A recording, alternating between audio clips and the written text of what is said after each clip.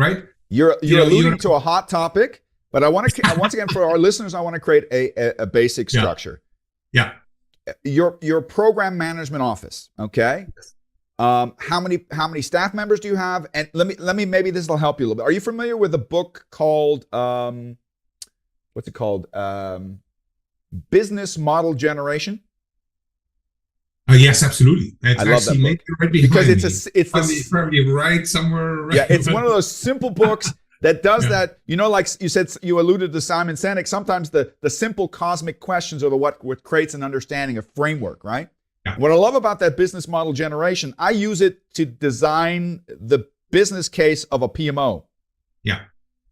So maybe not in great detail, but can you give us kind of an overview? What is the business model of your program management office? What does it do? Who does it serve? Right. So a couple of things. Number one, as much as I'm a strong believer of the business case, I think the PMO speaks for itself if it creates the right impact, right? So if you design and prove, even at a very small scale, the ability to connect your key decision makers and senior stakeholders to the impact, you don't even have to sell. That's the best thing. Actually, but that's quite towards the tail end, or you have to have executives who understand by just saying it. But that's what I'm going to leave seniors aside for a bit because we're reinventing how we look at that and how we structure it. But let's go back to ENIC for a minute, the nuclear industry, right? So size-wise, very quickly, I had 40 directly reporting to me, and then I have extended another 100 indirectly, really participating in the PMO activities at that point, right? Did I have to sell it? Absolutely not. You got a CEO who was really committed to this space, who hunted me from the consulting industry at the time, right? And said, this is what you're going to do. He understood PMI. He was practicing the PMO guide. How many CEOs do you have like that, right? Yeah, God, I wish. I wish. Let me throw a question, if I may. Yeah. Was he your sponsor? Because this is the number one question I always look for sponsors for project. Who's your PMO sponsor? Was he your sponsor? Directly the CEO, even though we didn't Mashallah. Yeah, exactly. But that's the thing. But also, you got to step up, right?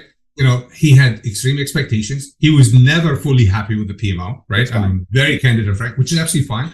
But at the end of the day, the PMO did what it needed to do, which is change the entire culture and the way of working towards that clarity of projects and programs driving the whole darn thing, right? Integrating across the corporate, the program. We had many program offices. So we have a program office at that time for the readiness and the nuclear readiness, right? Mm-hmm. So what ended up being called NOAA as an organization. We had a PMO on site, of course, dealing with the 4 nuclear power plants at the time. And then we had the corporate, right? So I was the integration amongst those. So let's use typical PMI language. I mean, it's a little bit simplistic, but from the PMBOK says a PMO has 3 core functions, right? Support, control, governance. The third is wishful thinking in most organizations. Did you have all 3? Absolutely. In that case, actually, and beyond, because the PMO was driving how even the board can excel its own governance, right? So, so that's why. So finding that golden opportunity, realizing the scaling that could happen and the impact that could be created, but avoiding the mistakes that we all have, which is being in a place where you are hated because no one understands even what you're bringing to the organization, right? They think it's sneaky and operational. Yeah. Yeah. But in reality, I think I always love to find simple definitions for what we do so that lay persons can also understand it. Sure. One of the things that I learned from a university professor many, many years ago that I continually always use to understand the complexity of modern matrix organizations is what he used to call the Tower of Babylon, this concept that at the very core, you kind of alluded to it, part of the cultural DNA that kind of makes matrix organizations difficult to implement is that most organizations, even if they claim to be matrix, are in their core culture and their core DNA functional line organizations. Yeah. Because that's what we've learned over thousands of years, right? But that doesn't work for dynamics. We're going to talk about VUCA and variations of it in just a little bit. And the problem is they talk about matrix organization, which means now they have to have split personalities. They have to be flexible and they have to be steady, and that's something that a lot of organizations can't do. And I always find it funny that the number one thing missing in PMOs is this this ability to also have governance, to have that support. So this pyramid says what's called, they used to call it the Tower of Babylon. You know, every layer speaks a different language.